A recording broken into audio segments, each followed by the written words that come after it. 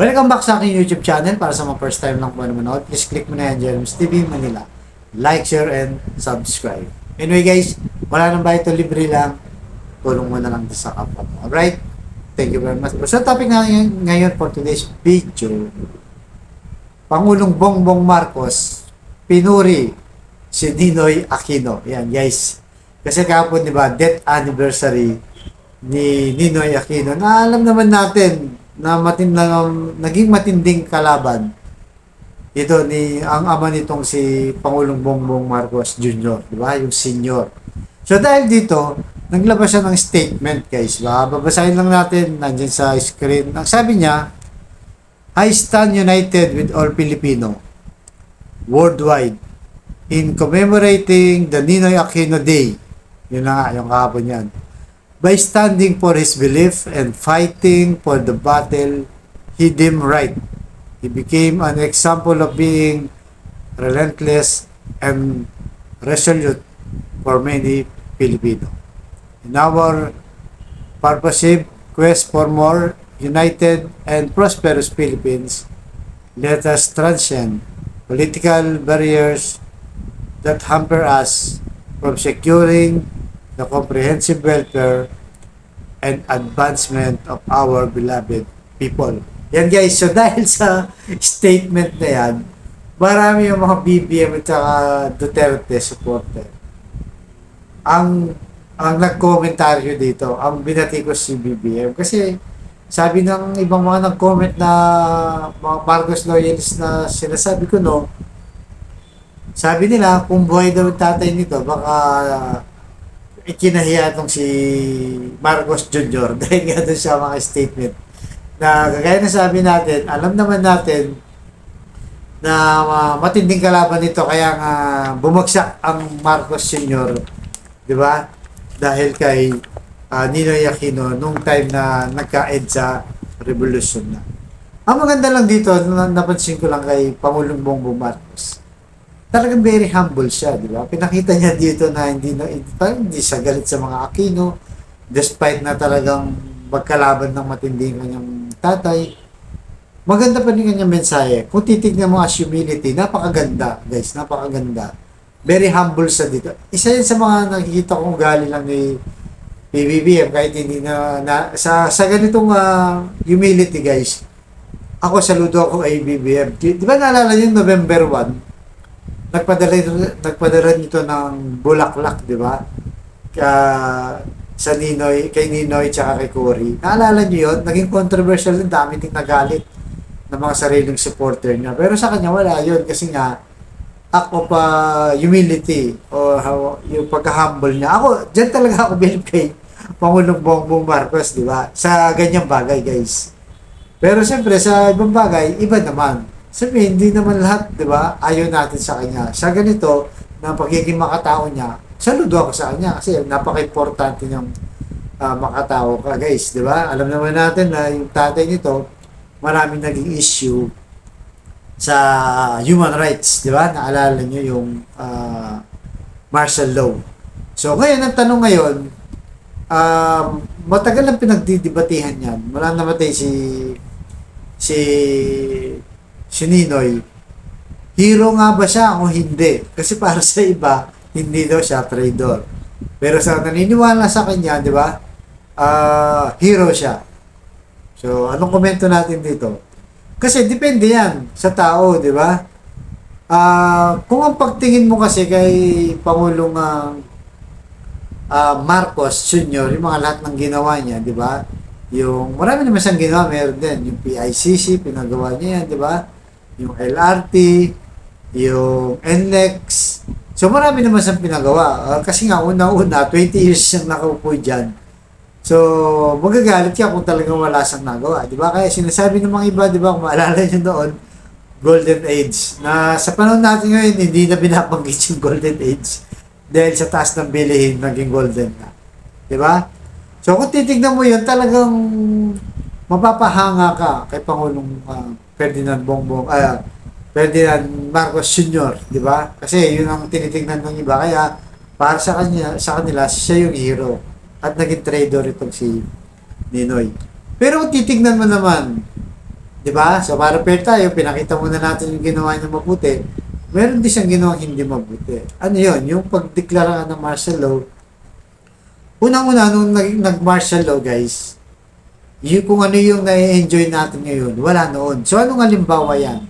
Yung Senado, di ba? Yung Kongreso, kasi yun ang branches nating government, yung judiciary, wala ng press freedom. Nung martial law kasi, wala lahat yan.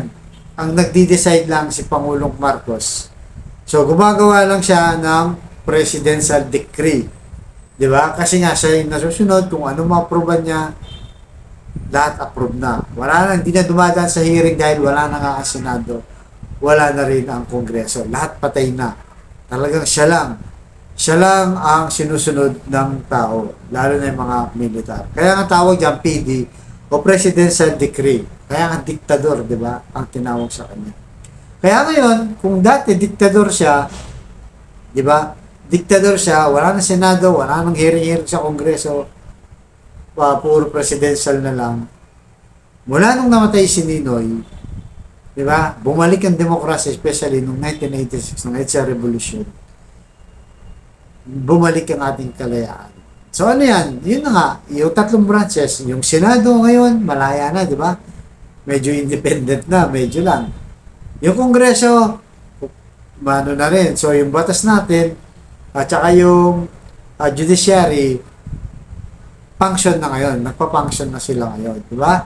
Idadaan mo na sa Kongreso pag gumawa ng batas, tapos sa upper, sa Senado, tapos i-approve ng Pangulo. So, sumusunod na tayo sa Kongreso. At yung mga media ngayon, malaya na nakapag-cover, lalo na sa social media, sabihin mo gusto mong sabihin, bumatikos ka ng bumatikos, pwede. Kasi nung martial law, pag bumatikos ka sa gobyerno, yari ka na. Hulihin ka na ng mga sundalo. Ikukulong ka na hanggang sa, di mo alam kung isa-salvage ka o papatay ka. Ganun na nangyari sa martial law. Talagang military court kasi. Nung time na yun kasi guys, military court na hindi alam ng lahat. Di ba? Hindi kagaya ngayon.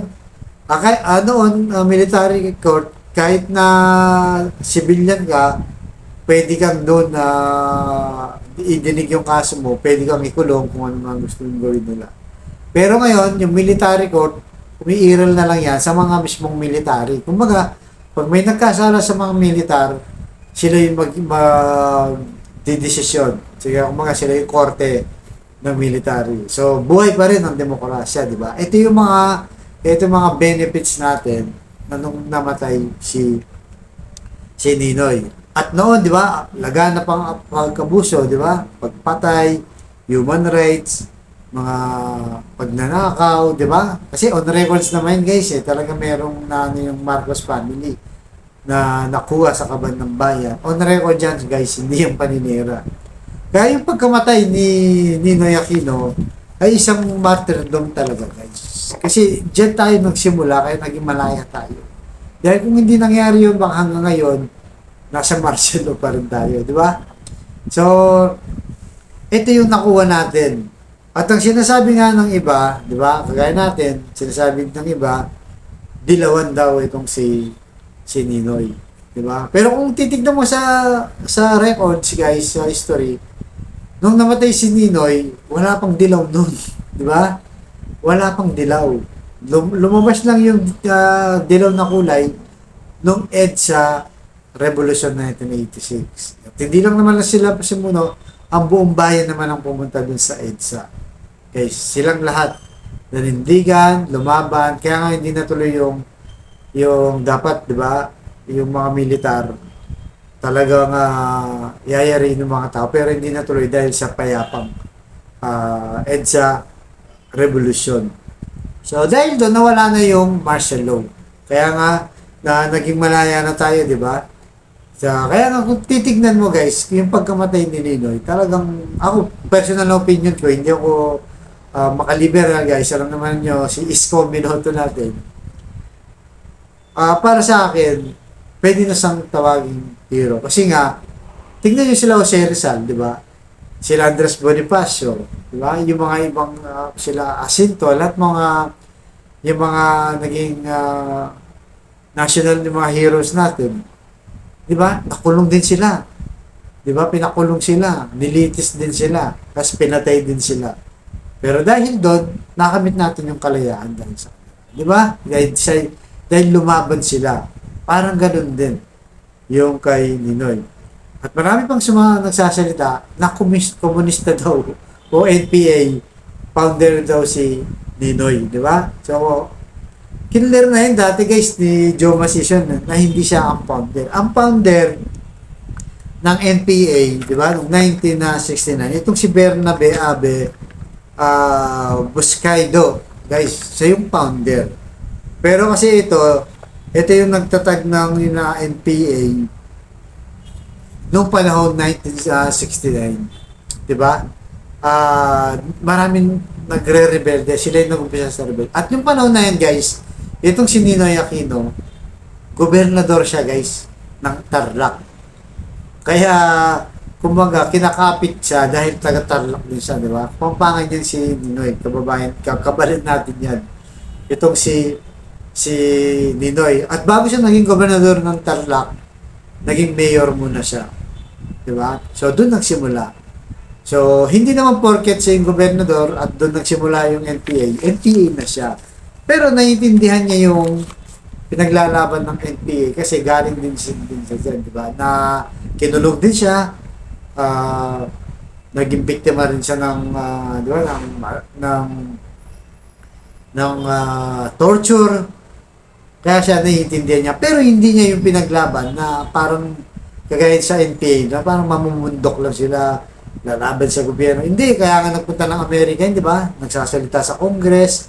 Nilaban niya dun sa talagang batas na kailangan yun ang sundin. Hindi pang-komunista na rebellion lang ang alam, di ba? Hindi sila dumanan sa legal na proseso na kagaya ang ginawa ni Ninoy.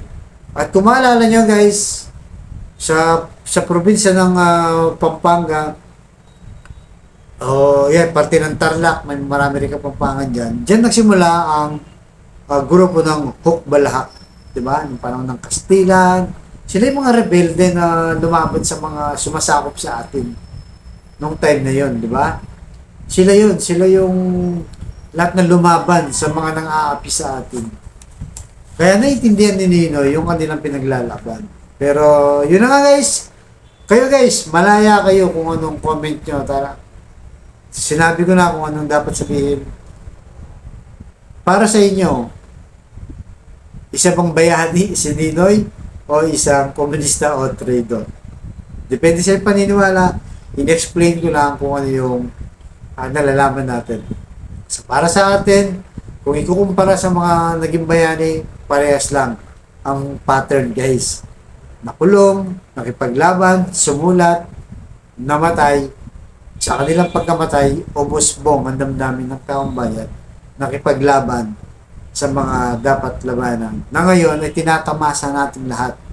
Kalayaan natin ng mga Kastila, mga Hapon, mga Amerikano, at ngayon sa martial law naman, kalayaan natin mga Pilipino na sariling bansa natin na naging diktador si Pangulong Marcos Sr. na ngayon malaya na ang ating bayan. So, ganito naman guys.